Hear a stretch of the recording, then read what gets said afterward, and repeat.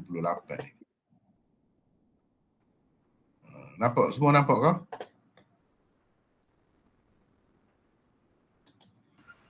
Nampak. Okey. Kalau nampak kita mulalah insya-Allah. Bismillahirrahmanirrahim. Alhamdulillahirabbil alamin. Wassalatu wassalamu ala asyrafil anbiya'i wal mursalin wa ala alihi wa ashabihi ajma'in. Rabbi yassir lana khair. Alhamdulillah, pagi ini dapat sama-sama kita meneruskan lagi kelas Sahih Bukhari.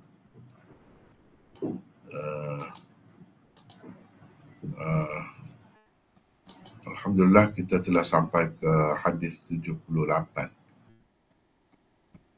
Hadis ni, haddatsani Muhammad bin Yusuf. Hadis yang ke-78. Hadis ni terletak di bawah bab ni 78, 77 terletak di bawah bab 18 ni. Bab 18 iaitu bab mata yasihhu sama'u saghir. Bab bilakah sah sama', yakni penerimaan hadis kanak-kanak yang belum baligh. Bila umur berapa? Di bawah bab ke-18 ini ada dua hadis.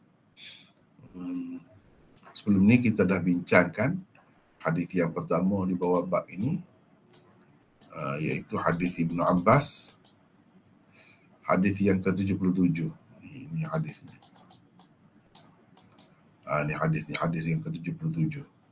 Itu yang pertama di bawah bab 18 ni. Hadis yang ke-77. Ini kita dah bincang sebelum ni. Hadis yang kedua di bawah bab ni ialah hadis yang ke-78. Itu belum lagi kita bincang. Jadi sebelum, oleh kerana lama dah kita berhenti ni, sebelum kita membincangkan hadis yang ke-78, kena ingat baliklah tentang tajuk bab ni. Apa sebab Imam Bukhari buat tajuk bab ni? Mata yasihhu sama'u saghir. Dia bab-bab dalam Sahih Bukhari ni dia saling berkait, ada kesinambungannya. Tidak kata tak ada kaitan bab ni dengan bab sebelum ni, tidak, dia ada kaitan. Misalnya bab 19 ada kaitan dengan bab 18. Bab 18 ada kaitan dengan bab 17.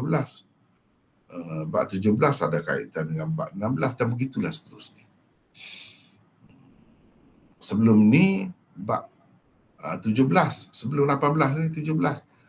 Bab 17 itu ini bab 17 bab qaulin Nabi sallallahu alaihi wasallam Allahumma 'allimhul kitab. Iaitu sabda Nabi sallallahu alaihi wasallam, ya Allah ajarkanlah kepadanya Alkitab, yakni Al-Quran. Nya tu ajarkan kepadanya. Nya tu siapa? Nya ni hu ni, alimhu ni Ibnu Abbas. Baik, Nabi sallallahu alaihi wasallam mendoakan Ibnu Abbas ini supaya Allah mengurniakan ilmu Alkitab. Itu ketika umur dia berapa? Itu dia. Ketika umur dia berapa? Ketika dia masih kanak-kanak lagi. Masih kanak-kanak lagi. Itulah dalam bab 18 ni. Bab 18, bilakah sah ataupun diterima sama kanak-kanak tu? Sebab Ibnu Abbas ni pun kanak-kanak juga ketika mendapat doa ni. Jadi hadis Ibnu Abbas tu diterima oleh semua, tak ada khilaf ulama. Hadis-hadis dia tu diterima. Sedangkan yang dia terima dengan Nabi SAW tu berdasarkan hadis di bawah bab 18, ketika Nabi SAW meninggal dunia tu dia hampir baligh. Maknanya dia tidak baligh lagi. Bermakna yang dia dengar sebelum pada tu dah lah. Mana sebelum baligh. Maknanya sebelum baligh ni boleh dah hadis seseorang itu diterima. Ini sahabat, kalau bukan sahabat pun begitu juga. Kalau sesuatu hadis tu dia terima daripada guru dia, kalau Ibn Abbas ni dia terima daripada Nabi, itulah guru dia. Ketika masih kanak-kanak, itu boleh diterima apabila dia menyampaikannya kemudian. Cuma minimum hak umur kanak-kanak tu berapa? Itu kita dah bincang dah dalam bab 18, iaitu bab mata yasihhu sama'us saghir. Ni bab 18. Kita dah bincang dah sana. Di sini umur berapa dah bincang. Lepas tu di bawah hadis ni, kalau Ibnu Abbas tu hampir balik, kita kata sekitar 14 tahun, sekitar begitulah. Dia dapat doa Nabi SAW tu mungkin ketika umur 13 tahun. Ikut mana-mana pun bawah daripada 15 tahun dah. Dia telah dengar hadis itu. Dan diterima hadis dia. Bagaimana kalau bawah lagi daripada umur tu? Itu hadis yang kedua di bawah bab ni. Di bawah bab 18 ni, hadis yang kedua menceritakan umur bawah lagi. Hadis ke-77 di bawah bab ni menceritakan dekat balik. Ni dia kata waqad nahaztu al-ihtilal. Saya hampir balik pada ketika itu. Pada ketika ni peristiwa ni berlaku, dia hampir balik. Dia kata dalam hadis ni. Tak balik lagi tapi hampir. Kalau hampir tu kita kata 13, 14 tahun sekitar begitulah. Bagaimana kalau bawah lagi daripada umur tu boleh terima ke tidak? Imam Bukhari bawa hadis yang ke-78 di bawah bab 18 ni. Ini hadis ke-78. Ni di bawah bab ke-18. Baik. Ini yang belum kita baca. Daripada hadis ni kita tahu umur di bawah lagi daripada umur Ibn Abbas pun boleh juga. Hadisnya diterima juga. Dan dia dianggap sebagai sahabat juga. Ini buktinya. Yang ni bagi Imam Bukhari, bawah tu pun boleh lagi. Asalkan kanak-kanak tu dia faham apa yang berlaku. Dia faham apa yang berlaku. Jadi cerita Mahmud bin Ar-Rabi' ni, sahabat Nabi ni, lebih kecil lagi daripada Ibn Abbas. Ni dia sendiri cerita dia ketika tu umur 5 tahun. Tapi dia ingat. Jadi kalau katakanlah dia terimalah hadis-hadis pada masa tu, hadis dia kalau dia ingat dengan baik, boleh diterima. Dengan syarat ketika dia menyampaikan itu, dia telah balik. Itu yang kita telah bincangkan sebelum ini. Itu nak apa nama ni, sepintas lalu nak ingat kembali apa yang kita telah belajar sebelum ini, sebelum kita meneruskan hadis yang ke-78. Baik. Setelah jelas semua itu, sekarang ni kita akan mula baca hadis ni dan tengoklah huraian dan penjelasan tentangnya, insya-Allah. Imam Bukhari berkata, haddatsani Muhammad bin Yusuf, atau kita kata wabihi qala haddatsani Muhammad bin Yusuf qala haddatsana Abu Mushir qala haddatsani Muhammad bin Harb qala haddatsani Az-Zubaydi an Az-Zuhri an Mahmud bin Ar-Rabi' قال عقلت من النبي صلى الله عليه وسلم مجة مجها في وجهي وأنا ابن 5 سنين من دلو. Imam Bukhari dengan sanadnya meriwayatkan daripada Mahmud bin Ar-Rabi'. Kita tak sebut dah semua sanad ni. Kalau nak baca pun boleh juga, tapi kalau nak ringkas kita kata begitulah. Imam Bukhari dengan sanadnya ni lah semua yang kita baca tadi tu. Meriwayatkan daripada, yakni sanad yang paling atas, sahabat lah, iaitu Mahmud bin Ar-Rabi'. Katanya, aku masih lagi ingat semburan air oleh Nabi SAW dengan mulutnya ke mukaku. Ketika itu aku berumur 5 tahun. Air itu diambil baginda daripada satu timba. Daripada satu timba. Ini cerita Mahmud bin Ar-Rabi'. Imam Bukhari nak ceritanya umur 5 tahun tu pun, kalau kanak-kanak tu cerdik, dia ingat dah cerita-cerita pada masa tu. Jika kemudian yang setelah dia balik dia ceritakan, boleh diterima. Boleh diterima. Itu nak ceritanya. Iaitu umur minima untuk tahammul hadis. Tahammul hadis atau sama' hadis, dengar hadis, terima hadis daripada seseorang itu berapa? Kalau berdasarkan hadis ini, Imam Bukhari kata 5 tahun. Mungkin setengah-setengah kanak-kanak tu umur 9 tahun. Boleh jadi sekitar tu lah. Kalau 5 tahun tu boleh dah. Ada bukti, ada dalil yang menunjukkan boleh. Iaitu inilah hadis Mahmud bin Ar-Rabi'. Dia kata, aku masih ingat. Mana dia ingat dengan baik. Semburan air oleh Nabi SAW dengan mulutnya. Kan? Kadang-kadang kita nak bergurau tu, kita bubuh air dalam mulut, kita sembuh gitu. Gitu maksudnya. Itu Nabi bergurau dengan sahabat. Sahabat yang masih kanak-kanak. Kalau orang tua dia tak buat begitu.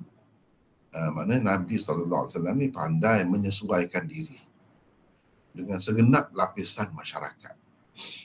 Dengan kanak-kanak, cara kanak-kanak. Dengan orang tua, cara orang tua. Dengan orang muda, cara orang muda. Jadi, sesuai dengan keadaan lah. Ini pun salah satu ciri guru yang istimewa lah.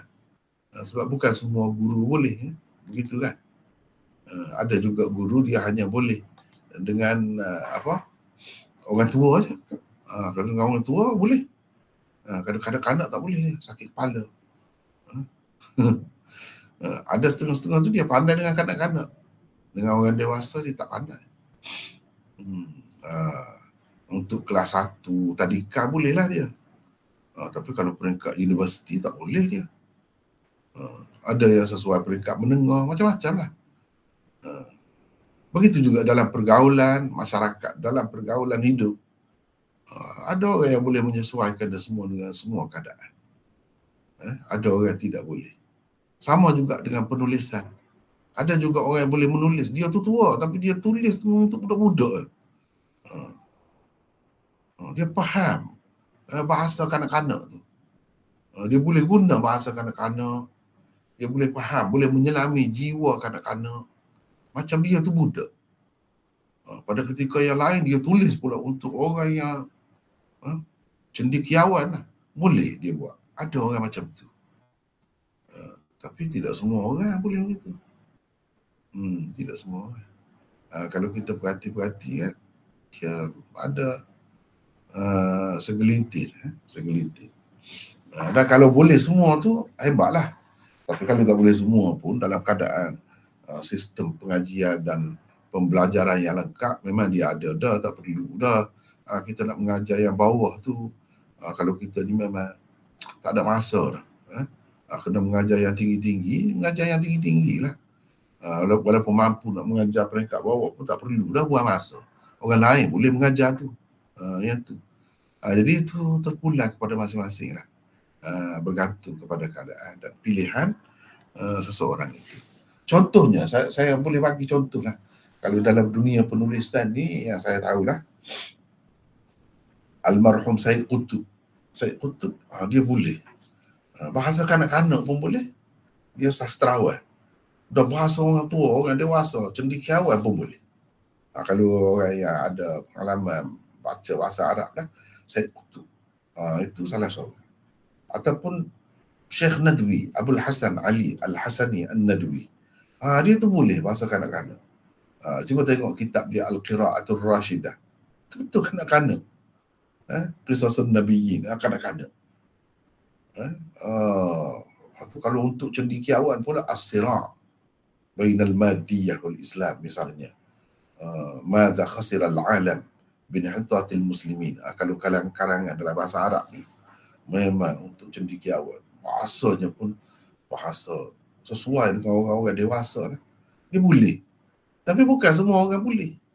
Bukan semua orang boleh. Begitulah. Saya ada juga pengalaman baca buku bahasa Urdu. Sebab sebahagian daripada peserta kita ni saya tahu ada ikut juga kelas bahasa Urdu tu. Ada seorang presiden, bekas presiden India, Dr. Zakir Naik. Bukan Zakir Naik, Zakir Hussain. Zakir Naik tu yang ni kan, Zakir Hussain. Dia tu pun boleh juga. Tulis untuk kanak-kanak, betul-betul jadi kanak-kanak. Dia bekas presiden India. Zakir Hussain nama dia. Kalau dia tulis buku untuk orang tua, buku Plato, Republik Plato, dia terjemah ke dalam bahasa Urdu. Dan macam-macam lagi buku dia tulis. Dia penulis yang terkenal. Dia, maknanya kalau kita tengok tu dia tulis macam-macam. Untuk buku kanak-kanak pun ada juga. Ini istimewa lah. Mana seorang pendidik, guru yang istimewa lah kalau mampu gitu. Ya. Jadi nak cerita, jadi sini Nabi SAW ni dia tak menulis. Dia tak ada menulis. Cuma dia bergaul. Cara dia mendidik tu cara macam mana? Hiduplah. Hidup. Tidak kata duduk dalam kelas mengajar kita, tidak. Pergi ke mana-mana, duduk buat sesuatu, itu pun jadi kelas dia di mana-mana. Jadi kalau dengan kanak-kanak kita tengok di sini, pandai dia ambil hati kanak-kanak tu, bergurau. Dengan kanak-kanak tu dia sembur air dari mulut dia, air dia ambil daripada satu timba, sembur kepada budak tu. Dan budak tu ingat. Sampai tua dia ingat. Mahmud bin Ar-Rabi' ni cerita setelah dia tua lah, setelah dia dewasa. Cerita peristiwa tu dia masih ingat lagi. Jadi begitulah manusia ni, kalau orang yang penting, orang yang istimewa, orang yang disebut-sebut, dia akan ingat lama peristiwa dengan orang tu.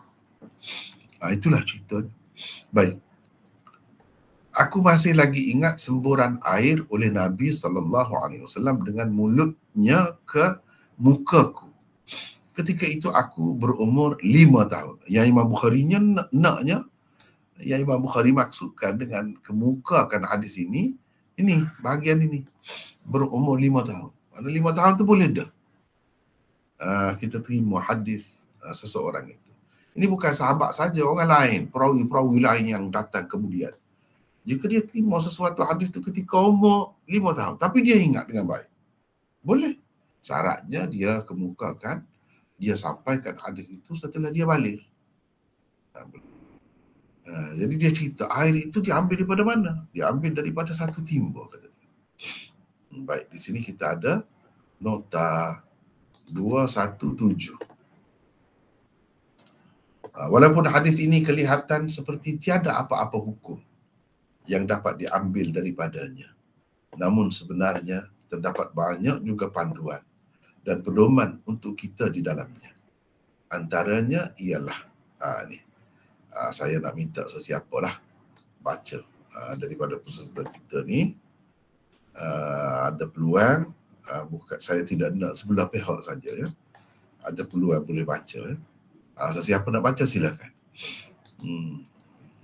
Ni kesimpulan hadis yang dapat kita ambil daripada hadis ni, itu sepatutnya bila kita baca hadis kita cuba mengambil sebanyak mungkin pengajaran ataupun mutiara daripada hadis itu. Begitulah hendaknya. Silakan, siapa nak baca? Silakan. Assalamualaikum Maulana. Saleh, saya baca Waalaikumsalam. Saleh, sihat kan Saleh? Alhamdulillah, baik Maulana. Baca silakan. Baik. Yang pertama, cara Rasulullah SAW mengajar sahabatnya yang masih kanak-kanak pada ketika itu ialah dengan cara bergurau senda dan bermain dengannya, bukan dengan menyebutkan hadis-hadis yang mengandungi falsafah yang tinggi dan perkataan-perkataan yang rumit. Yang kedua, Cara mengajar seorang yang bijaksana mestilah bersesuaian dengan muridnya yang hendak diajarkan ilmu kepadanya. Yang ketiga, seorang ahli ilmu mestilah menarik perhatian kanak-kanak dan merapatkan lagi hubungannya dengannya melalui cara yang bersesuaian supaya ia meninggalkan kesan kepadanya seperti minat kepada ilmu dan kagum dengan kemuliaan ahli ilmu. Ia akan mendorong seorang kanak-kanak untuk terus berusaha mendapatkan ilmu kerana keistimewaan ilmu itu sendiri. Ini satu perkara yang penting lah. Kalau kita sebagai ibu bapa, seeloknya ada peluang bertemu dengan ahli ilmu, orang-orang yang hebat tu. Bagus. Sebab kanak-kanak ni dia ingat lama. Dia ingat lama. Saya sendiri sebagai contohnya.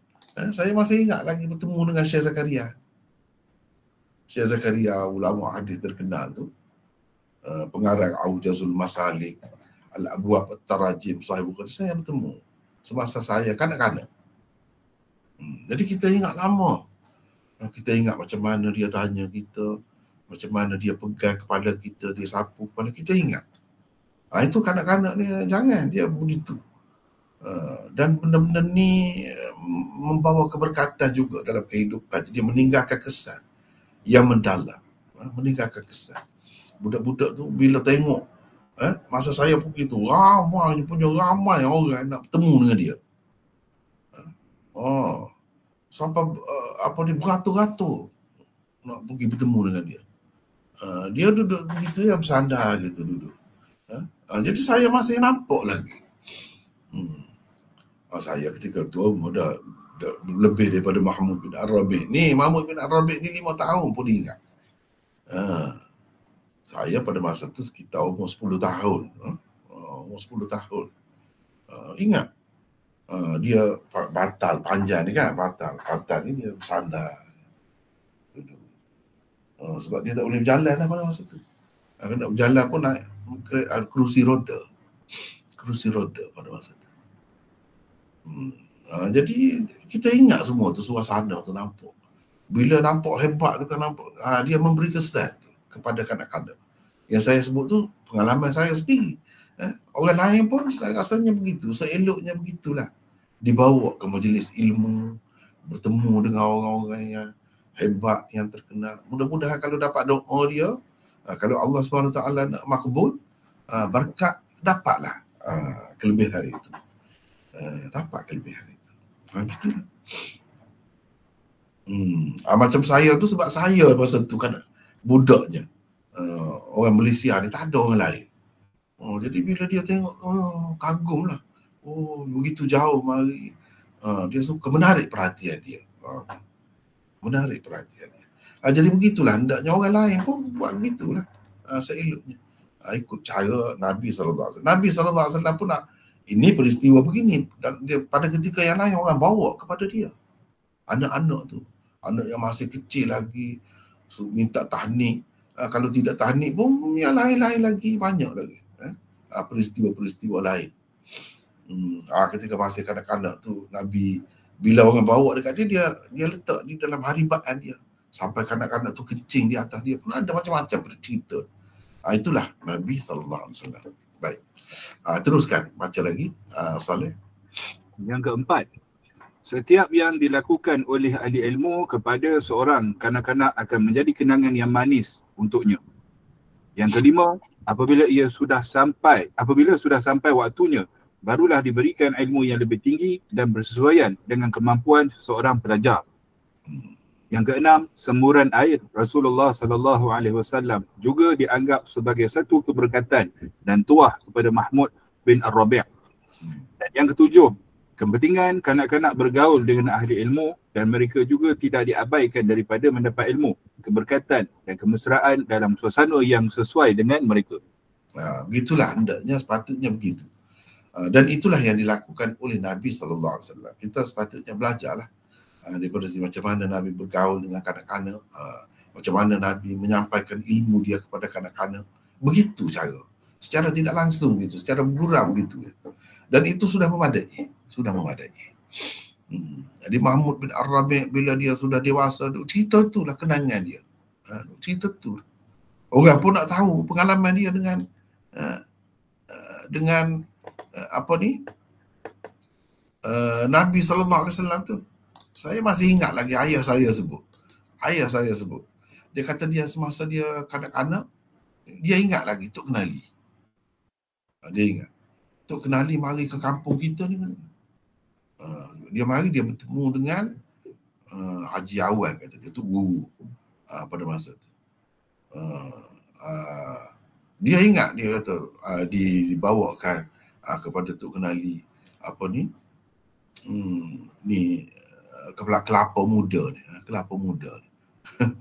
Dihidangkan kepada dia dan dia minum. Jadi orang ramai duduk tengok dia. Termasuklah ayah saya. Jadi dia kata dia ingat lagi peristiwa tu. Jadi benda-benda begini kan ada saja setiap zaman itu, di tempat masing-masing.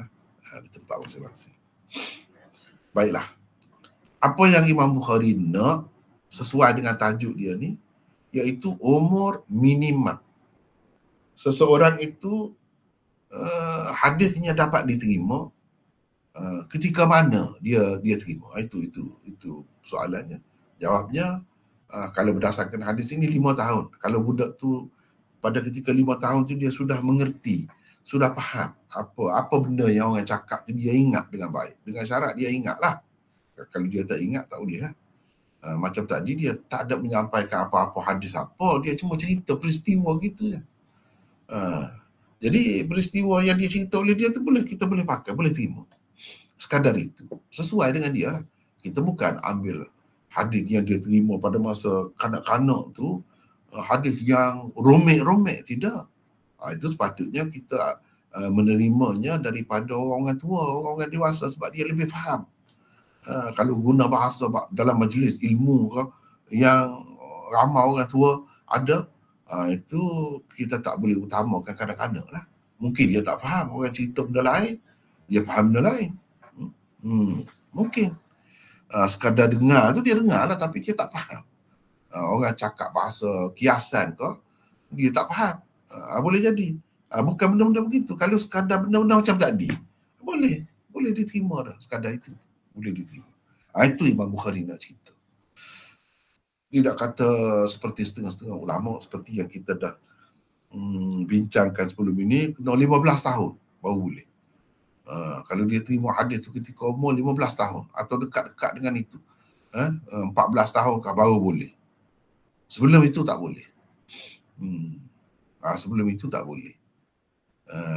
Jadi ada juga yang berpendapat begitu, tapi bagi Imam Bukhari tidak begitulah. Bila Imam Bukhari bawa hadis Mahmud bin Ar-Rabi' ini, nak cerita pilihan dia lah. Walau bagaimanapun, tidaklah Imam Bukhari nak kata semua jenis hadis daripada kanak-kanak umur 5 tahun boleh diterima, tidak. Sekadar peristiwa macam tadi boleh. Peristiwa macam tadi boleh. Dan sahabat-sahabat seperti ini dipanggil sahabat kecil. Inilah orang panggil sahabat kecil, sigharus sahabah. Ibnu Abbas, cucu Nabi SAW, Sayyidina Hasan, Sayyidina Hussein. Ini semua sighar as-sahabah. Sahabat kecil. Sahabat kecil ni maksudnya ketika Nabi ada, dia masih belum baligh. Itu sahabat kecil lah tu. Setengah-setengah tu mentakrifnya dengan mengatakan sahabat-sahabat yang tidak terlibat dalam peristiwa-peristiwa yang besar-besar. Itu sahabat kecil. Ada juga yang kata begitu, macam-macam pendapat lah. Tetapi yang lebih masyhurnya tadilah, kalau tengok dari sudut umur,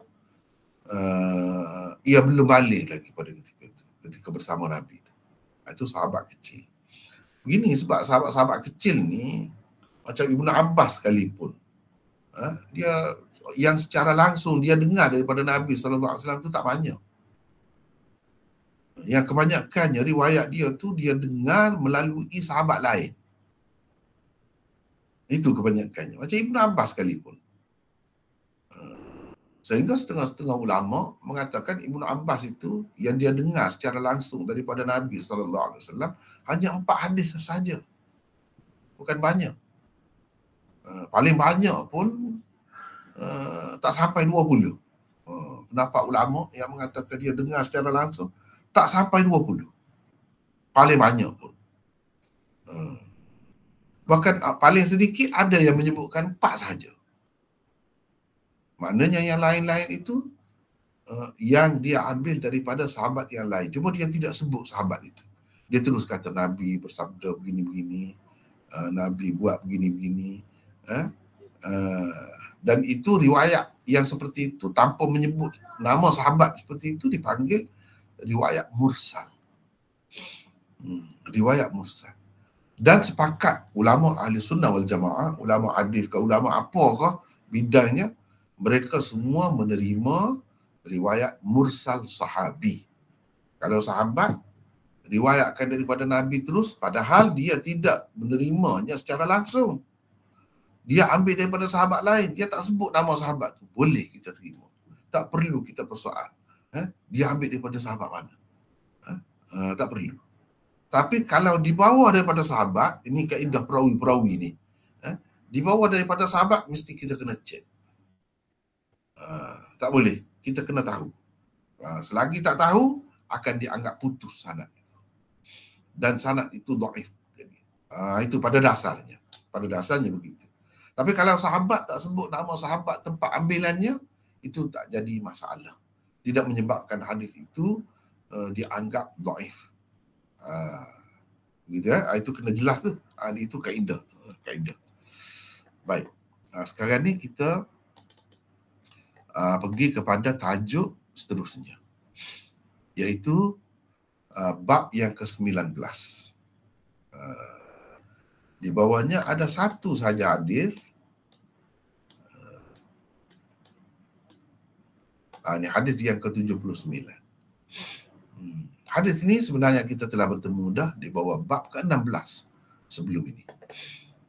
Walaupun ada perbezaan lah di sana sini pada lafaz dan sanadnya itu.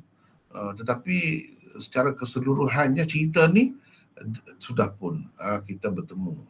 Iaitu hadis inilah Nabi Musa mengembara bersama muridnya untuk pergi mencari orang yang Allah SWT kata lebih hebat lagi, ada ilmu daripada dia.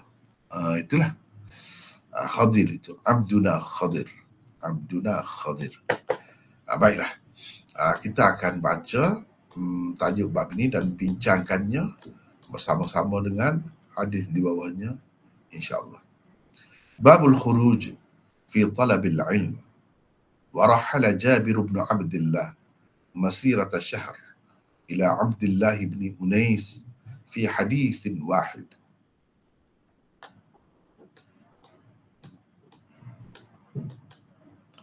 وبه قال حدثنا أبو القاسم خالد بن خلي قاضي حمص قال حدثنا محمد بن حرب قال حدثنا الأوزاعي قال أخبرنا الزهري عن عبيد الله بن عبد الله بن عتبة بن مسعود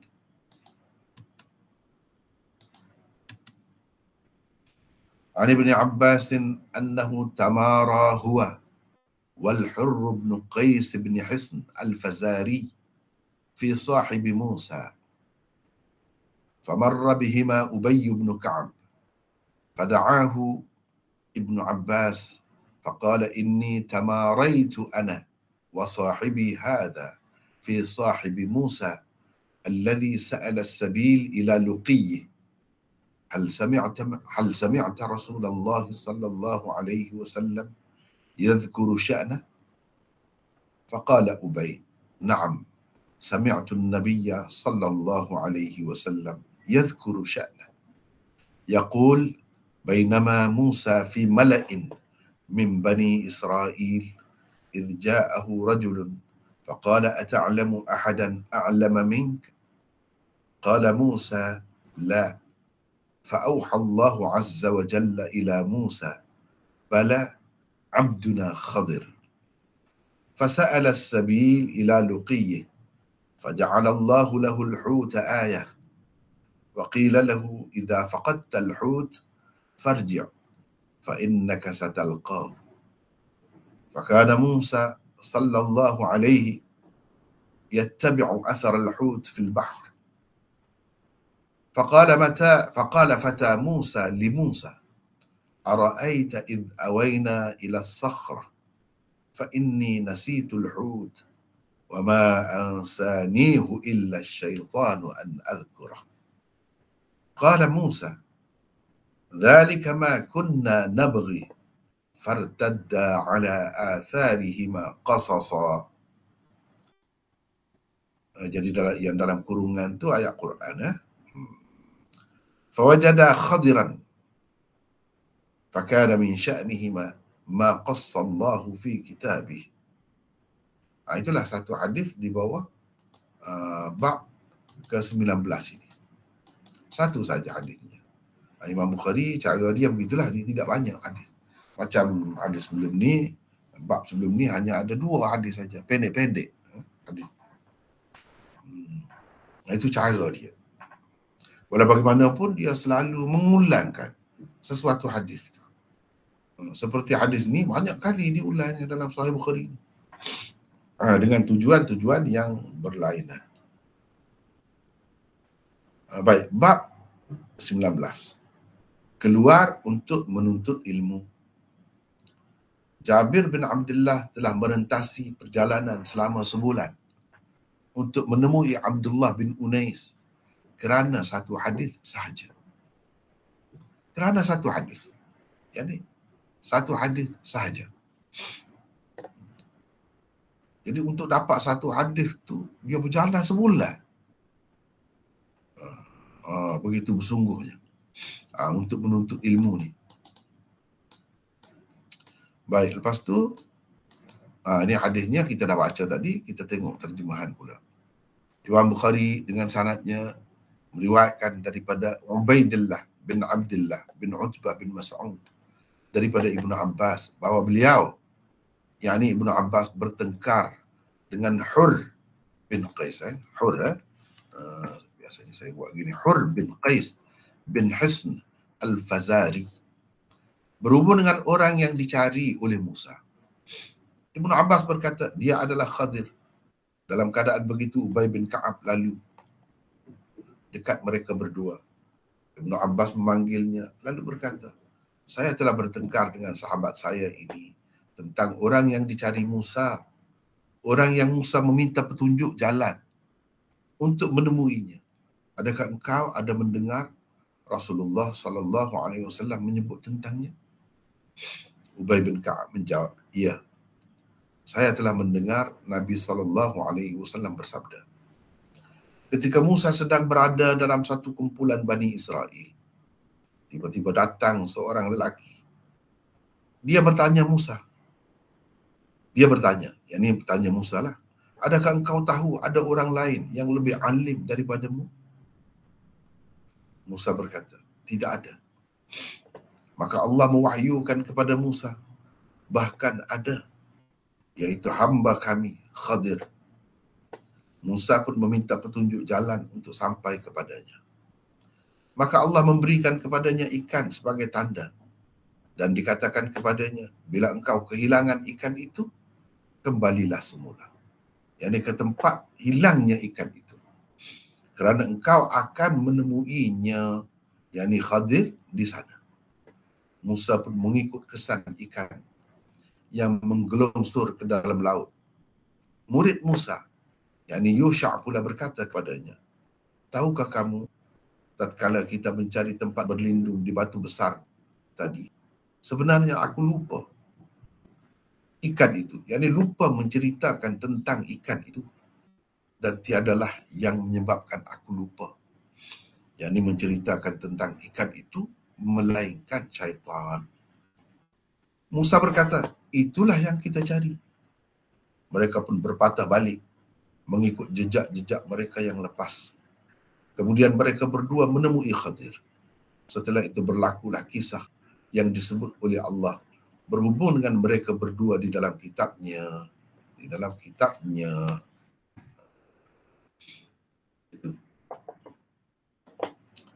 Inilah hadis di bawah tajuk bab yang ke-19. Terlebih dahulu kita tengok balik tajuk bab ni untuk melihat apa maksud Imam Bukhari di sebalik mengadakan tajuk bab ini. Bab keluar untuk menuntut ilmu. Al-khuruj fi talabil ilm. Keluar, disebut gitu ya, keluar. Keluar dari mana? Dari rumah mungkin. Dari negeri mungkin. Dari negara mungkin. Keluar negara. Boleh jadi semua tu. Bila kata nak menuntut ilmu, keluar. Keluar dari mana? Keluar dari rumah lah. Gitu. Paling tidaknya keluar dari rumah.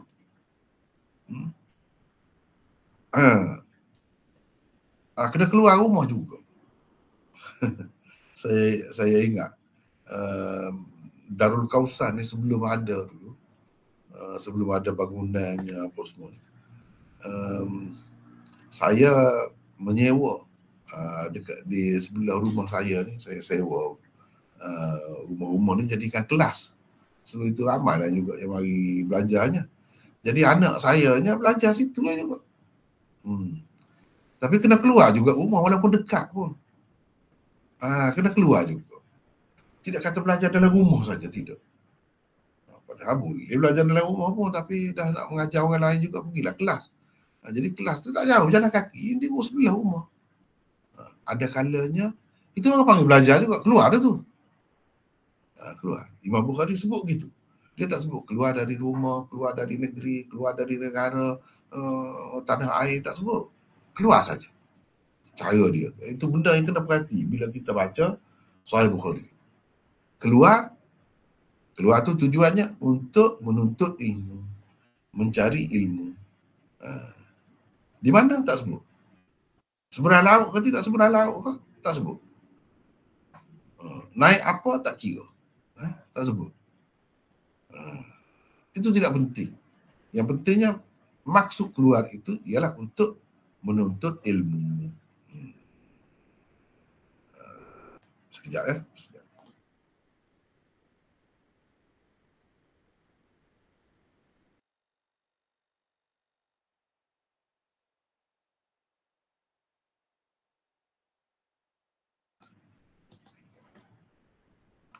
Baik, kita tengok di sini. Kita ada nota 218. Siapa nak baca sini? Silakan. Sini siapa nak baca pula? Silakan. Ada sesiapa nak baca? Saya baca Maulana. Nota dah ada tu kan? Nota dah ada kan? Ada. Dah, okey. Kalau tak ada tengok di sini. Tengok di sini. Tapi dah bagi dah, sepatutnya dapatlah semua kan. Silakan, siapa nak baca tadi? Silakan. Saya baca Maulana. Silakan. Akhi Ruslan. Silakan. Nota 218. Tajuk bab ini berbeza daripada tajuk bab ke-16 yang bercerita tentang keluarnya Nabi Musa alaihi salam untuk menuntut ilmu hingga menyeberangi laut. Di sini pula disebutkan keluar sahaja secara mutlak, umum, tanpa menyebutkan dekat atau jauh, dengan merentasi laut atau tidak, dan secara bersendirian atau berkumpulan. Yang difokuskan hanyalah bahagian keluar untuk mencari ilmu semata-mata. Teruskan. Al-Aini berkata, Imam Bukhari menyebutkan secara mutlak, umum, keluar untuk menuntut ilmu supaya ia dapat merangkumi kedua-dua bentuk perjalanan menuntut ilmu melalui lautan dan daratan. Itu kata Al-Aini. Jadi Imam Bukhari ini sebut secara umum. Keluar dari mana dia tak sebut. Untuk menuntut ilmu, bersendirian seorang diri ke, atau 2-3 orang ke, atau macam mana, dengan menyeberangi laut ke ataupun tidak, dia tak sebut di sini. Padahal hadis sama juga, hadis inilah dulu di sana nak ceritanya kalau belajar ni sampai ke seberang laut pun boleh. Contohnya Nabi Musa telah pergi ke seberang laut dalam dia mencari Khadir itu. Bersama-sama Khadir itu dia pergi ke seberang laut. Itu maknanya, itu tajuk dulu 16. Ni Bila dia kata keluar ni secara umum, mungkin melalui laut, melalui udara sekarang ni, zaman dulu tak ada. Mungkin.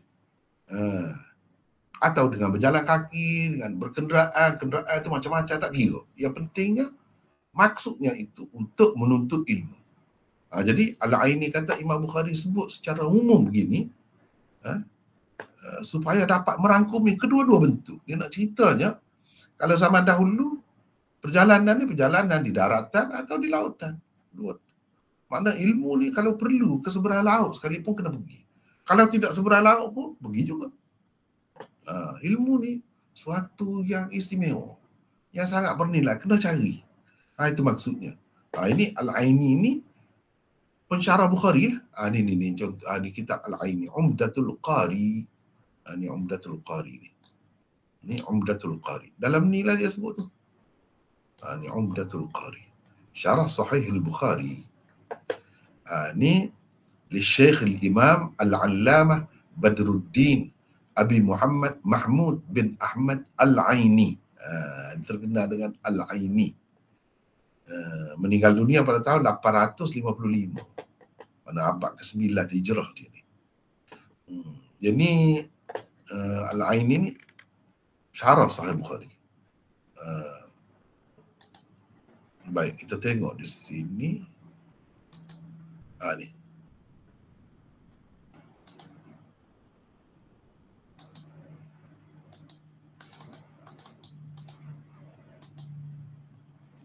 Babul khuruj fi talabil ilm. Ay hadha babun fi bayanil khuruj li ajli talabil ilm. Wa atlaqal khuruj. Dia sebut secara mutlak khuruj ni. Liyashmala safar al-bahr wal bar. Supaya dapat merangkumi perjalanan di lautan dan juga di daratan.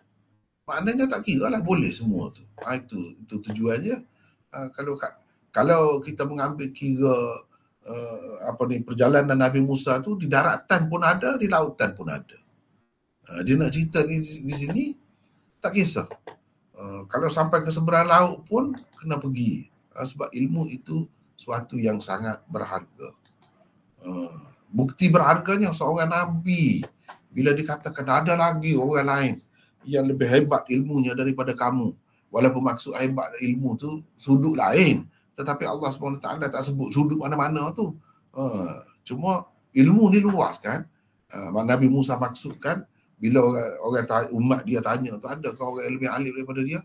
Tak ada, tu maksudnya ilmu syariat. Ilmu syariat. Syariat tak adalah mengatasi dia sebab dia Nabi kepada kaum dia. Jadi betul dia jawab tu. Cumanya Allah SWT tak berkenan lagi. Sebab dia orang besar kan. Macam tu pun kena berlapik sikit bercakap tu. Kena berlapik sikit bercakap tu. Itu maksudnya. Jadi Allah SWT nak begitu. Lalulah dia sebut ada orang lain. Bila disebut begitu Nabi Musa nak bertemu. Itu seorang Nabi tu. Ilmunya tak kira lah, melaut lah. Tapi nak cari lagi bila dikatakan ada ilmu lain. Padahal ilmu tu bukanlah satu ilmu yang wajib diketahui pun. Nak ceritanya ilmu ni sama ada ilmu fardu ain ke atau tidak fardu ain ke, semuanya patut dicari, dituntut. Dan kalau kena pergi keluar negara pun patut pergi pun pergi. Itu maksudnya. Seperti yang dilakukan oleh Nabi Musa. Jadi kita kena tanyalah diri kita ni siapa? Nak bandingkan Nabi Musa. Kalau Nabi Musa tu pergi, jadi kita ni lebih-lebih lagi lah. Kenanya. Nak belajar ilmu apa pun tak kira. Jadi yang Nabi Musa pergi tu, rupanya pergi tu bukan nak belajar ilmu syariat pun. Bukan ilmu tentang halal haram. Rupanya nak cerita ni apa yang berlaku, rahsia yang berlaku di alam semesta ni. Itu ceritanya. Maknanya lebih sesuai, lebih dekat dengan ilmu-ilmu lain lah. Ilmu tentang alam tabi'i, ilmu sains, ilmu apa, ilmu tu, benda macam tu. Ni ada isyarat makna bolehlah pergi belajar. Patut pergi belajar juga. Ilmu apa? Bukan ilmu agama saja. Kalau ilmu agama ni maksudnya ilmu syariat lah. Ni Nabi Musa pergi tu rupanya bukan ilmu syariat tu. Kalau nak kira dari segi syariat, Nabi Musa boleh tegur dia. Nabi Musa tegur dia, tu salah tu. Begini-begini. Seperti kita telah bertemu dah hadis tu kan sebelum ni. Gitulah. Baik. Ini Al-Aini. Jadi Al-Aini ni siapa? Dia ni biras. Biras kepada Hafiz Ibn Hajar. Hafiz Ibn Hajar tu, biras ni maknanya isteri masing-masing tu adik-beradik. Mana bertua sangat lah orang tua tu. Dapat menantu dua-duanya pensyarah Bukhari yang terkenal. Sampai sekarang ni. Kalau disebut selepas Fathul Bari, Umdatul Qari. Kedua-duanya hebat. Kedua-duanya hebat.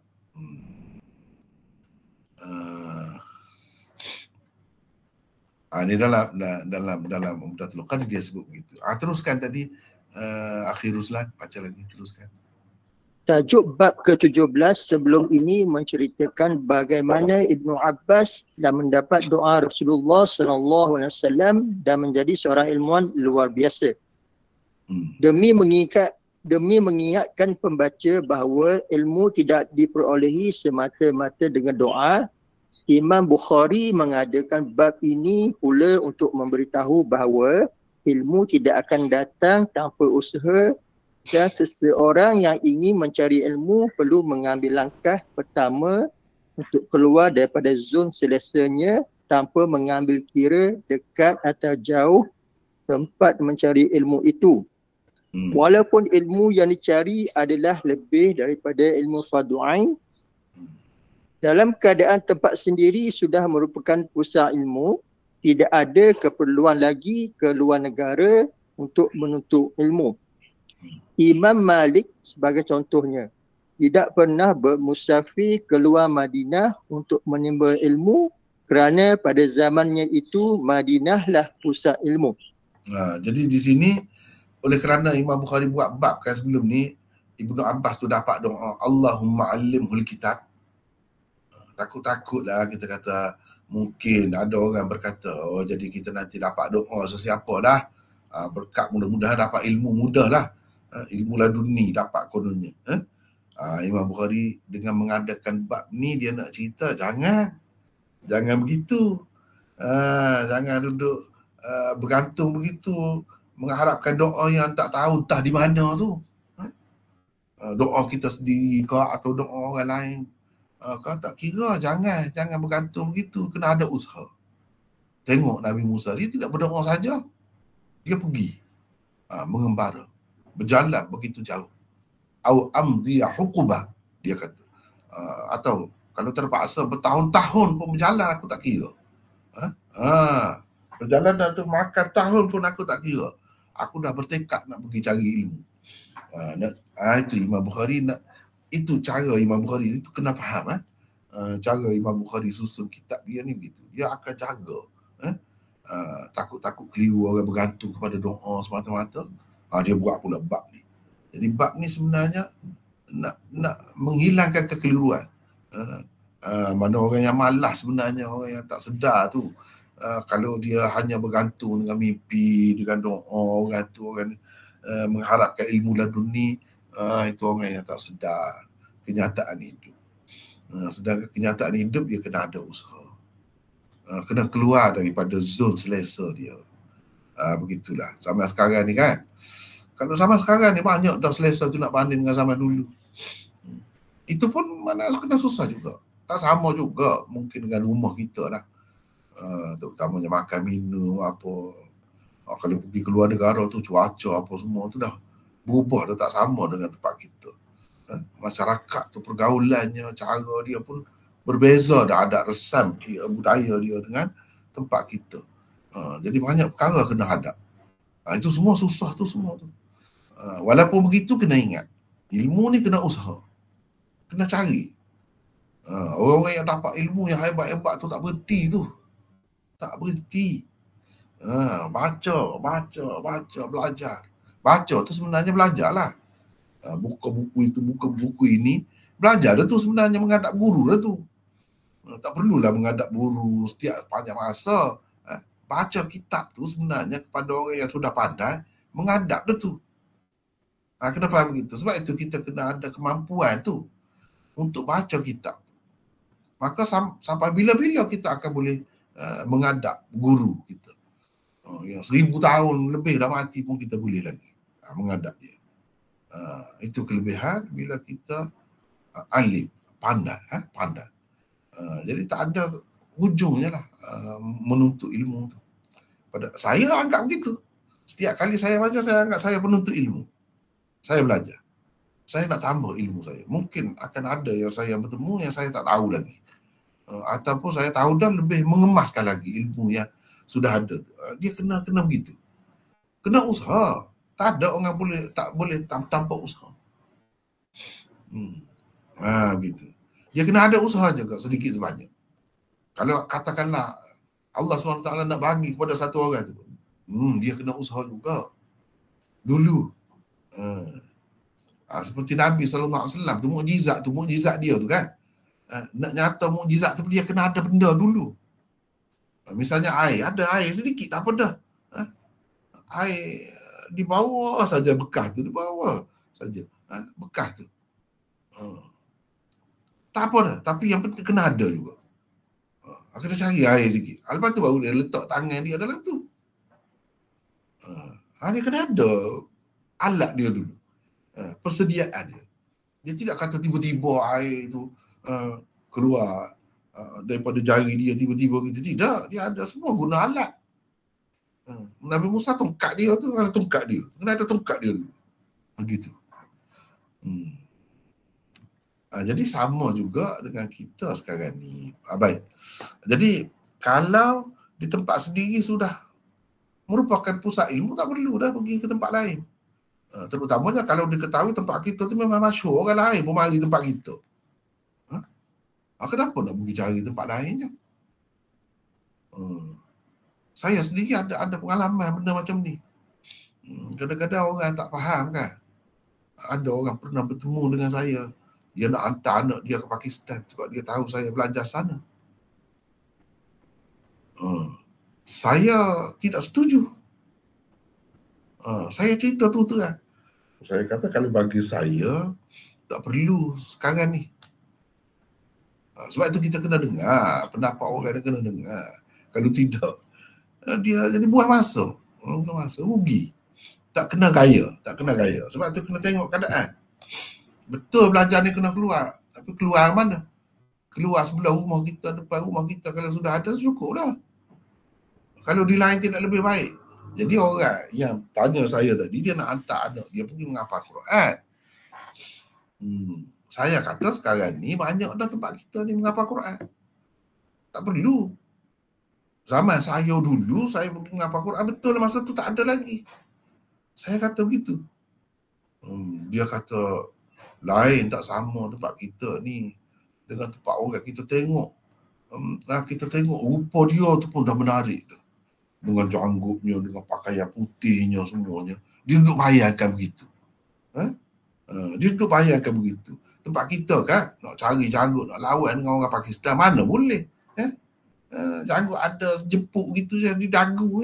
Mana boleh nak lawan dengan janggut demo tu. Demo tu lebat janggut dia. Dia kira situ. Saya pun dalam hati saya kata, silap teruk dia ni. Saya kata tidak begitu.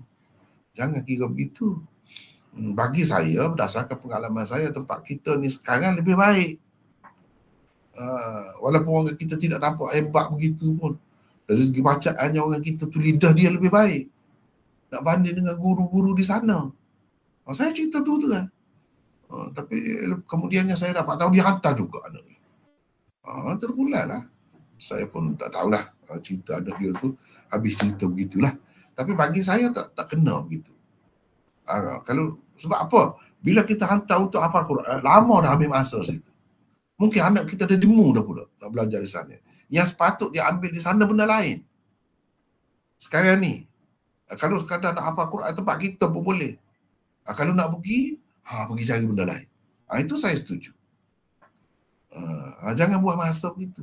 Sebab budak-budak kalau dia pergi satu tempat lama sangat, dia jadi jemu. Jadi apa yang sepatutnya kita ambil di sana, kita tak ambil. Yang kita ambil, apa yang ada di depan rumah kita. Itu rugi macam tu. Cuba tengok Imam Malik. Tak keluar daripada Madinah pun. Sebab apa? Sebab memang Madinah pada ketika itu pusat ilmu. Untuk apa dia pergi ke lain? Orang lain pun mari ke situ. Dia kena fikir gitu. Saya minta lah, sebab saya ada pengalaman benda-benda begini. Jadi sahabat-sahabat kita, peserta-peserta sekalian, baik lelaki maupun perempuan, kena perhati benda ni. Kena perhati benda ni. Bukan saya tak suka pergi keluar negara, tidak.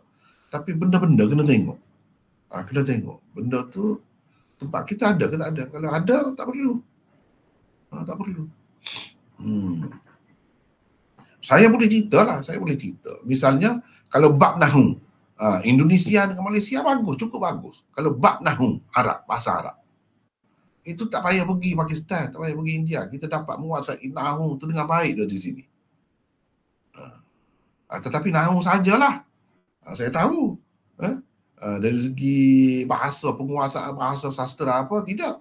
Tak boleh. Nahu saja. Sebab tu kita memang nahu cekap. Orang baca dia boleh tahu salah tak salah. Tapi kalau dia nak menulis tak boleh. Itu masalah. Tak seimbang pula ilmu. Itu jelas.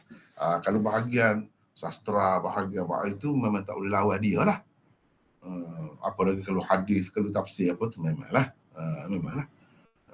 Tapi kalau hafal Quran ni tak perlu. Sekarang ni tak perlu bagi saya. Tempat kita lebih baik lagi. Saya cerita tu terang. Bahkan saya pergi hafal Quran di sana sebenarnya semata-mata hafal Quran. Dari segi tajwid apa semua, ayah dan mak saya pula yang tegur saya. Bila balik, tak kena dia kata macam-macam tu. Kita diajar gitu. Sebab tu saya kata tidak lebih baik. Jangan tengok dijangguk saja. Silap tu macam tu. Tengok dijangguk. Tak kena macam tu. Kalau tak ada lain cerita lah. Tapi kena baiki lah. Itu masalahnya, kena baiki. Kalau sana dia menghafal Quran, dia hafal saja. Tajwid apa semua, qiraat tu dia kelas lain pula. Lepas hafal Quran barulah masuk kelas tu. Macam kita di sini lebih baik dia. Tu ajar tu dia betul tu. Yang betul tu. Dia tidak kira nak hafal laju saja baca, tidak. Baca tu pun dengan tertib tu. Itu lebih istimewa tempat kita. Baik. Jadi Imam Malik tak pergi ke mana-mana. Dia belajar di Madinah saja. Sebab Madinah pusat ilmu. Baik. Teruskan apa ni? Akhir Ruslan, teruskan Imam Bukhari. Imam Bukhari di dalam kitab Al-Umrah di bawah babus safaru qit'atan minal azabi. Gini, babun as-safaru qit'atun minal azab. Begitu begitu bacanya. Babun as-safaru qit'atun minal azabi. Telah mengemukakan satu riwayat, kata beliau. Qala hadatsana Abu Nu'aim hadatsana Malik an Sumay an Abi Salih an Abi Hurairah an Nabi sallallahu alaihi wasallam qala as-safaru qit'atun minal azab yamna'u ahadakum nawmahu wa ta'amahu fa idza qada nahmatahu min wajhihi falyu'ajjal ila ahlihi. Falyu'ajjil ila ahlihi. Teruskan.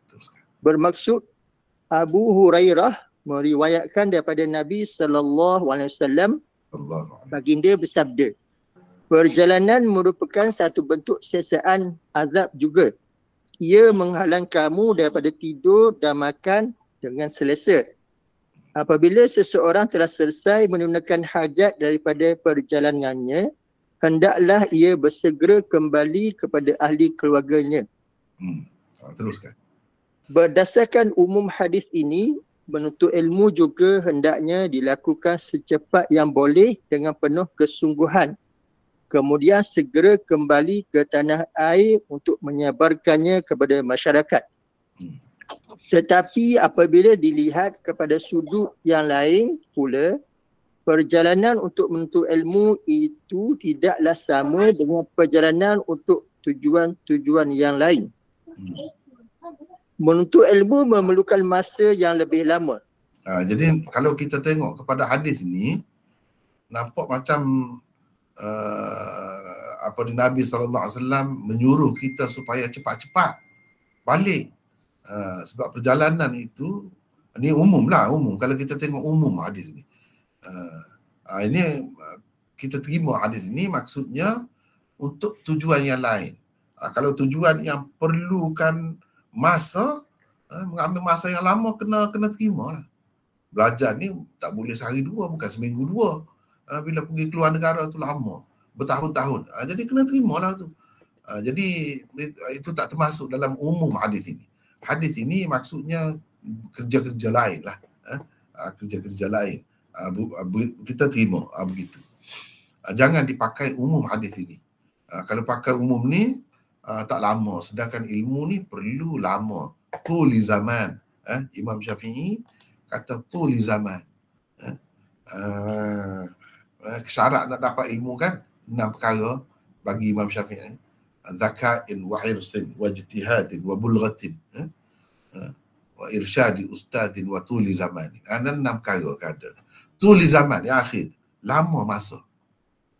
Bukan sehari dua boleh dah nak mengajar. Jangan begitu. Perlu masa lama juga. Teruskan. Teruskan di sini. Allah Subhanahu wa taala menceritakan bagaimana semangat Nabi Musa alaihissalam yang begitu tinggi dalam mencari ilmu.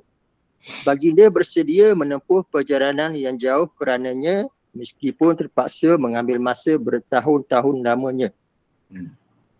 Wa idh a'udzu billahi minasyaitonir rajim wa idh qala Musa li fatahu la abrahu hatta ablugha majma'al bahrain aw amdiya huquba. Yang bermaksud dan ingatkanlah peristiwa ketika Nabi Musa berkata kepada muridnya, aku tidak akan berhenti berjalan sehingga aku sampai di tempat pertemuan dua laut itu, atau aku akan berjalan terus selama bertahun-tahun. Al-Kahfi ayat 60. Jadi ayat ini menunjukkan ilmu tu perlu kepada masa yang lama. Nabi Musa pun kata kalau aku perlu bertahun-tahun pun aku tak kisah. Aku akan pergi juga untuk menuntut ilmu. Ini ayat ini macam kita kata mengkhususkan umum hadis ni lah. Hadis ni menunjukkan kena cepat-cepat balik. Bila selesai, masalahnya nak selesai dapat ilmu tu dia perlu masa. Dia tidak selesai dalam masa seminggu dua. Mungkin ada lah setengah-setengah ilmu tu seminggu dua boleh. Tapi kalau ilmu yang luas tak boleh, dia perlu masa lebih lama. Jadi cuba tengok, Nabi Musa sendiri pun kata bertahun-tahun. Kalau aku terpaksa bertahun-tahun pun tak kisah. Aku akan pergi juga. Ini menunjukkan bab ilmu lain. Mungkin ada juga bidang-bidang lain yang sama seperti itu. Tak kira lah, tengoklah. Tengok keadaan. Sebab apa? Sebab perjalanan itu satu bentuk siksaan ataupun azab juga sebenarnya bila kita duduk di tempat orang. Makan minum tu tak sama seperti di rumah lah. Tak sama seperti di rumah. Kalau boleh balik cepat, itulah yang terbaik. Itulah yang terbaik. Terutamanya orang yang sudah ada anak isteri, keluarga, ya, begitulah. Dalam bab menuntut ilmu pula begini. Sebab itu kalau sudah ada keluarga ni agak susah lah nak belajar lama. Akan terganggu lah biasanya. Kita. Baik. Habis di situ kita tengok pula ini nota 219. Baik. Jabir bin Abdullah telah merentasi perjalanan selama sebulan untuk menemui Abdullah bin Unais kerana satu hadis sahaja.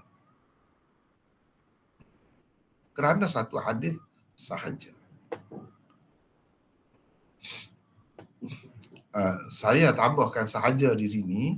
Ni sahaja ni. Sebab begini. Dalam hadis ni, kita tengok dalam tajuk bab.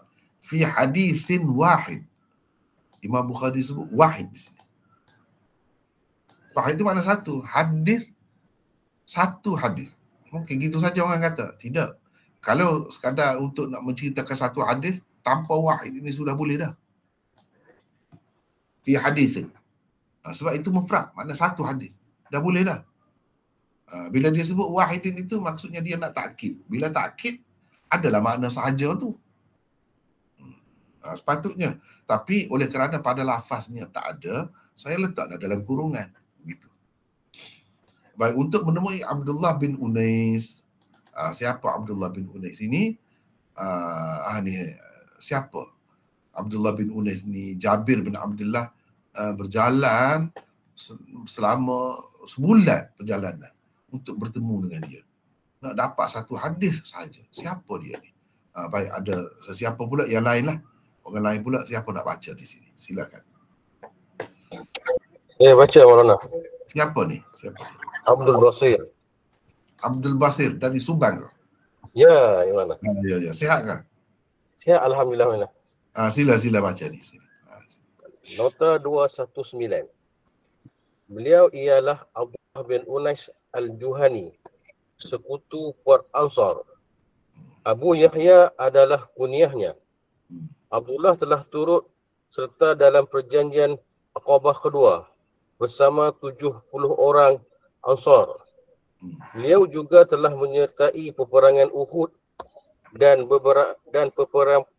peperangan lain selepasnya. Rasulullah SAW pernah menghantarnya untuk salah satu misi peperangan seorang diri. Jadi sekejap Ni misi peperangan ini Nabi hantar dia seorang saja pernah. Maknanya seorang yang amanah lah, boleh dipercayai dan berani. Kalau kita baca, saya tak sebut di sini sebab saya dengan serba ringkasnya sebut tentang biografi atau biodata dia di sini. Dalam setengah-setengah kitab tu disebut memang dia ni seorang yang sangat berani, termasuk terbilang sebagai salah seorang yang berani. Jadi kena ingat yang saya tulis di sini, saya tak ambil di satu tempat. Kalau kita tengok di sini misalnya di dalam Umdatul Qari ni. Umdatul Qari ni dalam bab biografi atau biodata perawi-perawi ini dia lebih baik sebenarnya daripada Fathul Bari. Lebih baik. Tapi tidak semuanya ada. Contohnya di sini. Haliful Ansar syahidal Aqabah ma'as sab'in minal Ansar. Ini dia ikut serta dalam perjanjian Aqabah, gitu saja. Yang kedua ni saya tidak ambil di sini, saya ambil di lain. Ni Aqabah kedua. Saya ambil di lain. Sebagai contoh lah kalau kita kata, kalau kita nak tengok kerja menulis, kerja begini kan, dia tidak sebenarnya merujuk kepada satu kitab saja. Jadi yang saya sebut berani itu ada di tempat lain. Jadi ini Aqabah kedua, sebab Aqabah pertama bukan 70 orang. Jadi kalau sebut Aqabah sahaja 70 orang pun sudah memadai sebenarnya. Tak sebut kedua pun tak apa. Sebab kalau Aqabah yang pertama dia tidak seramai ni, sedikit saja. Kalau 70 orang ni Aqabah yang kedua lah maksudnya. Begitu. Tapi kalau kita sebut yang kedua ni lebih cermat, lebih memudahkan. Kalau tak sebut pun sebenarnya tak jadi masalah, seperti dalam Umdatul Qari itu dia tak sebut. Sebab sebut 70 orang ni menunjukkan yang kedua dah tu. Teruskan Abdul Basir. Beliau juga telah menghancurkan berhala Bani Salamah bersama Mu'az. Ini tak ada dalam kitab Umdatul Qari ni. Ni ada dalam kitab lain. Tak apalah. Apabila jadi buku nanti saya akan letakkan rujukan di bawah ni. Rujukan semua tempat ambil tu, mana boleh tengok situ lah. Tapi buat masa ni sebab nota kan kita ringkas-ringkas saja. Teruskan.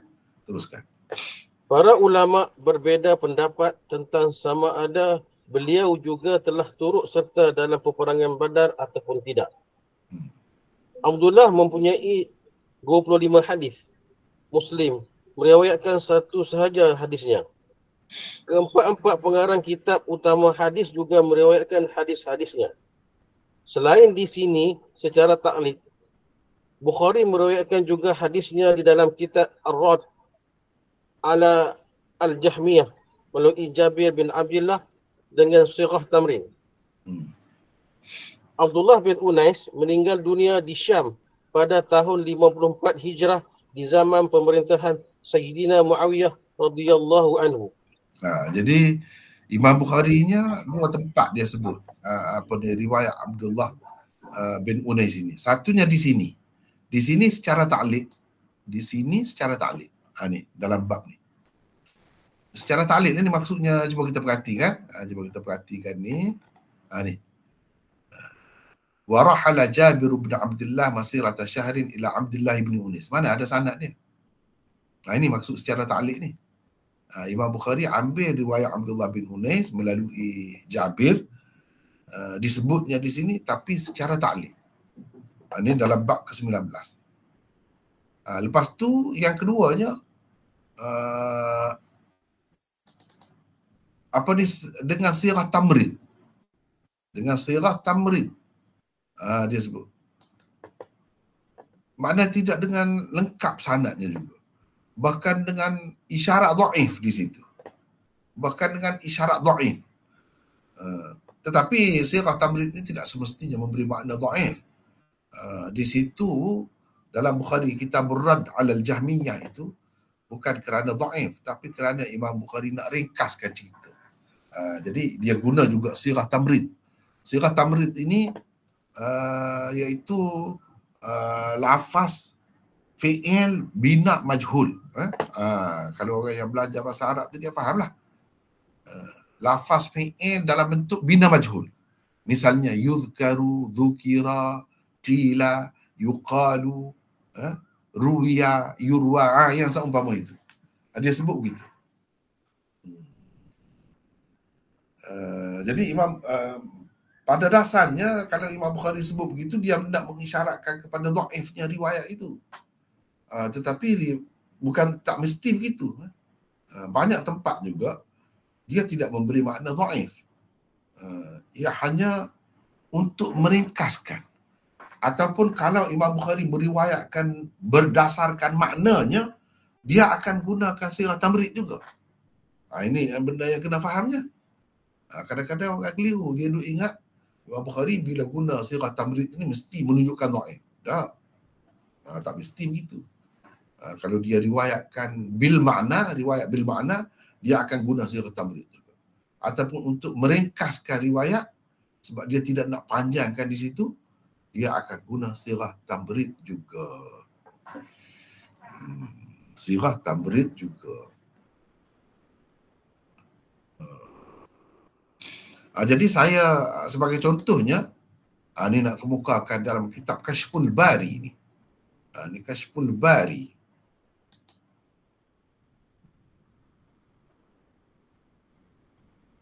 Hafiz dia nukilkan kata-kata Hafiz Ibn Hajar di sini. Hafiz Ibn Hajar kata di dalam Kitabul Ilm, inilah yang kita bertemu ni.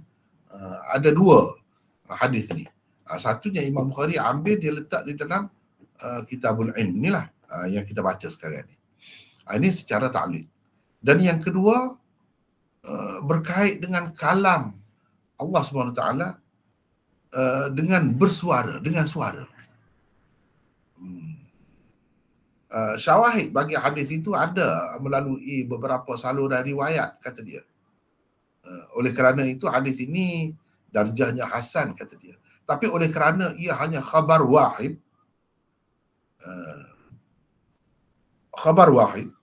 ketika dalam bab ilmu ni yang kita baca sekarang ni, Imam Bukhari kemukakannya dengan sirah jazam. Ini dengan sirah jazam. Sirah jazam ni cuba kita tengok di sini. Rahala, dia sebut ni ni rahala. Ini sirah jazam ni. Sirah jazam. Mana tak ada disebut ruwiya atau yuzkaru, tak ada sebut. Hafiz Ibn Hajar kata oleh kerana di sini meyakinkan, Imam Bukhari sebut di sini. Tak ada sesuatu yang menimbulkan masalah. Maka Imam Bukhari sebut dengan sirah jazam di sini. Tetapi Baik. Dengan sighah jazam. Tapi bila dia sebut masalah kalam, oleh kerana kalam ni tentang sifat Tuhan, tentang akidah apa ni, dia perlu kepada hadis yang qat'i. Dan semata-mata hadis tu kalau sahih pun, tapi kalau ia tu hanya khabar wahid, tidak memadai. Sebab itu pada ketika dia menyebutkan hadis ini yang berbicara tentang suara Allah di situ, dia guna sighah tamrid. Ini Hafiz Ibn Hajar kata, wahada min diqqati nazarihi rahimahullah. Ini termasuk dalam kehalusan pengamatan Imam Bukhari. Bila dia sebut sini gitu, kata dia begitu. Tetapi pengarang ni jawab tak kena, tak tepat Hafiz Ibn Hajar kata begitu. Sebab apa? Sebab Imam Bukhari ketika dia berbicara tentang kalam Allah dengan suara itu di dalam kitab Khalqi Af'ali Ibad, dan begitu juga dalam Sahih Bukhari Kitab Tauhid, dia sebut dengan jelas di situ. Jadi ini bukan kerana bicara tentang sifat Tuhan ke, perlu hadis yang lebih kuat, hadis yang qat'i, dalil yang qat'i, bukan kerana itu, kata dia.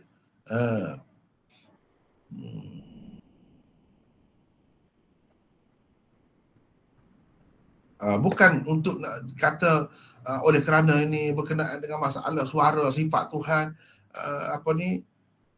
untuk mengisyaratkan kepada ini tidak layak untuk dijadikan dalil, maka Imam Bukhari guna sighah tamrid di sini, bukan begitu. Sebab Imam Bukhari gunakan sighah tamrid ni banyak maksudnya. Antaranya untuk mengisyaratkan kepada dhaif sanad sesuatu hadis itu. Antaranya lagi untuk ikhtisar, untuk meringkaskan sesuatu cerita. Ada kalanya Imam Bukhari gunakan sighah tamrid juga apabila dia meriwayatkan berdasarkan makna. Begitu. Jadi kita tak boleh kata sebab itu. Sebab itu. Nampak? Jadi di sini kita nampak Imam Hafiz Ibn Hajar ni lebih cenderung kepada fahaman Asy'ariyah. Sebab Asy'ariyah mengatakan dalam bab akidah perlu kepada dalil yang qat'i. Dalil yang tidak qat'i, hadis ahad tak boleh dijadikan dalil. Sedangkan ahlul hadis, ashabul hadis berpendapat tidak begitu. Imam Bukhari jelas dia bahkan dia berdalil dengan itu, dengan hadis itu. Nanti kita akan bertemu hadis itu. Dia berdalil dengan hadis itu. Imam Bukhari sebenarnya tidak dalam bab ni tidak sependapat dengan Asy'ariyah. Itu pandangan Hafiz Ibn Hajar, bawa ke situ. Dengan sebab itu ulama-ulama lain membantah, mengatakan bukan dengan sebab itu Imam Bukhari guna sighah tamrid di situ, bukan. Bahkan Imam Bukhari memang terima pun Allah ni kalam dia bersuara. Walau suara macam mana kita tak tahulah, begitu. Baik. Ini dalam kitab ni ya. Sekarang kita pergi lagi. Teruskan baca Abdul Basir tadi.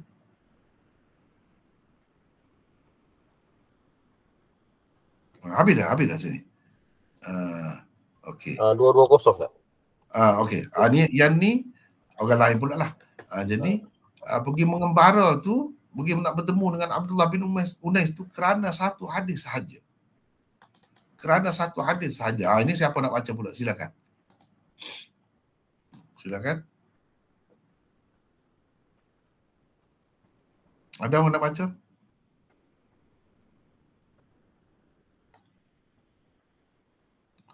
Silakan.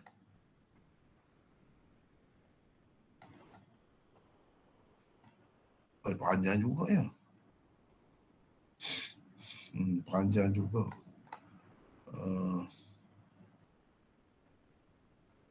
Tak apa, baca. Kita ada masa lagi insya-Allah. Sila baca. Siapa nak baca? Siapa ni? Arsyad mana? Siapa? Arsyad. Tak dengar. Arsyad mana? Oh, Arsyad. Baca. 220. Silakan. 220. Jabir radhiyallahu anhu mengembara ke Syam untuk bertemu Abdullah bin Unais radhiyallahu anhum kerana sebuah hadis Abdullah yang telah didengari Jabir daripada seorang, iaitu orang tengah, dan tidak secara langsung daripadanya. Maka Bukhari di dalam Adabul Mufrad meriwayatkan kisah itu dengan lengkap, kata beliau. Jadi Jabir bin Abdullah, sahabat Nabi yang masyhur tu, dia dapat tahu melalui orang lain satu hadis. Orang tu kata Abdullah bin Unais meriwayatkannya. Jadi Jabirnya di sini tak ada sebutlah, dalam riwayat yang lain ada sebut tak ada orang lain dah yang tahunya setakat yang dia tahu hadis itu.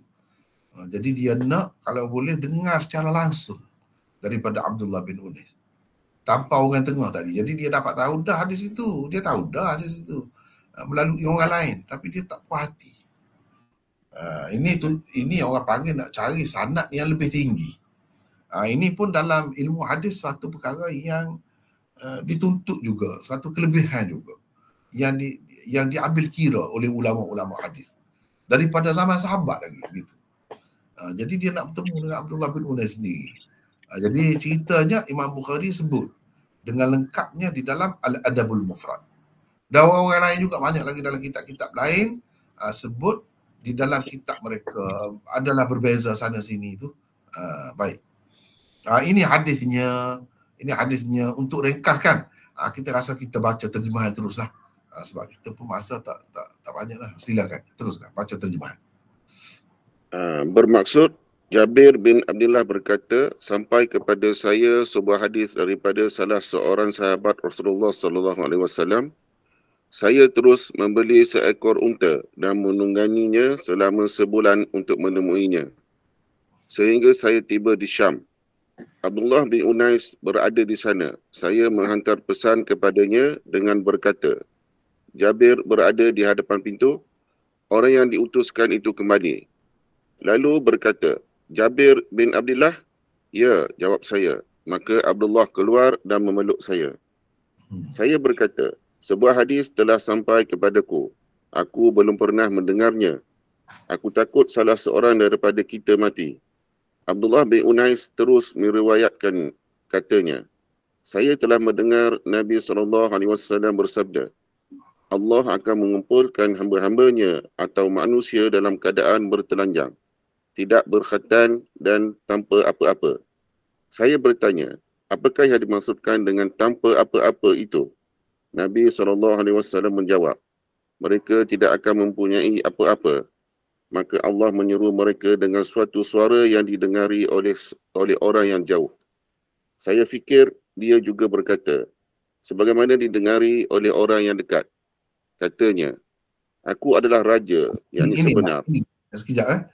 Inilah yang dikatakan Allah menyeru mereka dengan suatu suara ni. Inilah hadis tentang suara, dia guna suara. Maknanya Allah itu ada suara. Di sinilah hadis inilah. Yang tadi yang kita sebut tadi, Hafiz Ibn Hajar kata sebab hadis ni berkenaan dengan sifat Tuhan, maka Imam Bukhari di sana sebutkan dengan sifat tamrid dan dibantah oleh orang lain. Inilah hadis inilah. Teruskan. Katanya,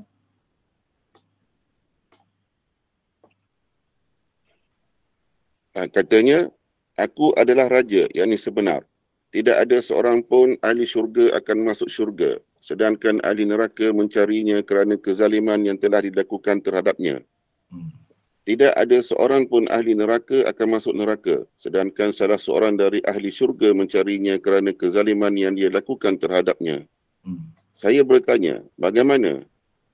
Yang ini bukankah kita datang daripada Allah dalam keadaan telanjang dan tidak memiliki apa-apa? Kita datang kepada, bukan daripada. Kita datang kepada Allah dalam keadaan bertelanjang dan tidak memiliki apa-apa? Baginda menjawab, pembalasan berlaku dengan yakni memberikan amalan baik yakni kepada orang yang dizalimi dan amalan jahat yakni kepada orang yang menzalimi. Begitu. Itulah hadisnya. Nak dengar hadis-hadis itulah. Teruskan lagi. Setelah mendengar hadis ini sambil berdiri, Abdullah mengajak Jabir supaya bermalam di rumahnya. Tetapi Jabir enggan dan ingin terus pulang. Kerana bimbang akan mengurangi nilai ilmu yang dicarinya itu, seolah-olah pencarian ilmu adalah bukan tujuan utama dan hanya perkara sambilan sahaja. Hadis di atas selain diriwayatkan oleh Bukhari di dalam Al-Adabul Mufrad dan Kalfu Af'alil Ibad, diriwayatkan Ini nama kitab dia, Khalqu Af'alil Ibad. Khalqu Af'alil Ibad. Diriwayatkan juga dengan sedikit perbezaan dan lafaznya oleh Imam Ahmad di dalam Musnadnya, At-Tabarani di dalam Al-Mu'jam, Al-Awsatnya, Abu Ya'la di dalam Musnadnya, Ibnu Abi Ashim di dalam kitab Ibnu Abi Ashim di dalam kitab As-Sunahnya, Al-Baihaqi di dalam kitab Al-Asma wa As-Shifa'nya dan Al-Shifa'nya dan Al-Khatib di dalam kitab Ar-Rihlahnya. Demikianlah cinta seorang sahabat yang dididik oleh Rasulullah SAW terhadap ilmu, terutamanya ilmu hadis. Tindakan sahabat bermusafir untuk mencari sanad begini bukan hanya dilakukan oleh Jabir radhiyallahu anhu seorang saja. Beberapa orang sahabat lain juga ada melakukannya. Antara mereka Abu Ayyub Al-Anshari, beliau telah bermusafir ke Mesir untuk Abu Ayyub Al-Anshari, beliau telah Al-Ansar. Teruskan. Antara mereka Abu Ayyub Al-Ansari, beliau telah bermusafir ke Mesir untuk menemui Uqbah bin Amir semata-mata untuk mendengar satu hadis. Untuk mendengar satu hadis sahaja daripadanya. Perjalanannya dari Madinah ke Mesir juga mengambil masa sebulan. Ubaidillah bin Adi juga telah berangkat dari Madinah ke Iraq untuk bertemu Sayyidina Ali radhiyallahu anhum yang berada di Kufah. Radhiyallahu anhum. Itu kena berhati sikit sebab saya buat ni ringkas ni, kalau ramai kita baca radhiyallahu anhum. Kalau seorang radhiyallahu anhu, itu pandai-pandai kita lah kan. Teruskan.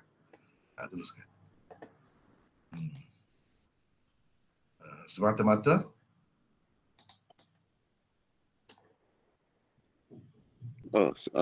sama balik mana? Sama-sama, silakan. Semata-mata semata-mata untuk mendengar hadis Rasulullah SAW daripadanya. Perjalanan dari Madinah ke Iraq juga mengambil masa selama sebulan. Imam Bukhari bagaimanapun tidak mengemukakan cerita-cerita sahabat-sahabat yang lain itu. Beliau hanya berpada dengan mengemukakan kisah Jabir secara ta'liq dan ringkas sahaja di dalam tajuk bab di atas. Seseorang tidak perlu keluar mencari ilmu di tempat yang jauh sekiranya ilmu yang sama juga boleh didapati di hadapan rumahnya sendiri. Keluar jauh dalam keadaan itu menampakkan tujuan perjalanannya bukanlah kerana ilmu. Sebaliknya untuk mendapatkan nama dan kemasyhuran selain menghabiskan masa dan harta. Tempat yang jauh semata-mata tidak menjadikan seseorang itu alim. Yang menjadikan seseorang itu alim ialah sikapnya, di samping syarat-syarat lain yang dikemukakan oleh Imam Bukhari di celah-celah kitab Al-Ilm yang sedang kita pelajari sekarang. Namun ilmu yang sangat bernilai yang diketahui hanya ada di tempat yang jauh. Memanglah layak untuk disiapkan bekalan bermusafir kerananya. Jadi habis setakat itu. Jadi kita tak sempat dah nak bincang tentang hadis ni. Kita berhenti setakat itulah dulu. Rehat seperti biasa. Seperti biasalah. Kita rehat. Lepas tu akan sambung dengan yang kedua pula, iaitu 99 usul. Wallahu a'lam. Assalamualaikum warahmatullahi Waalaikumsalam. Waalaikumsalam warahmatullahi wabarakatuh.